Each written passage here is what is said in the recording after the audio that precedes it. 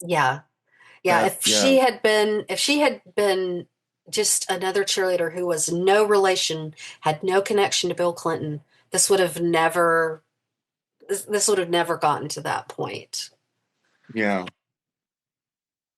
That's that's a bit sobering if you stand back and kind of think about, that sort of thing. But I think also the sheer desperation of, the Republican Party at the time, especially leading up to the 1996 election, um, of trying to, find, heaven forbid we actually try to beat him in a fair election with a decent candidate, Bob Dole. But but if we can sink them in scandal, and people also forget.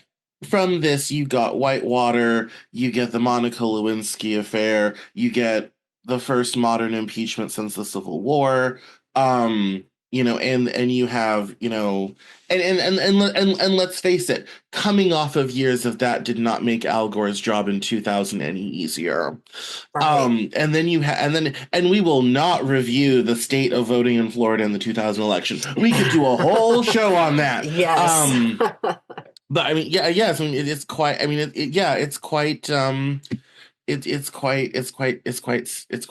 difficult and sets that, I mean, that's, yeah.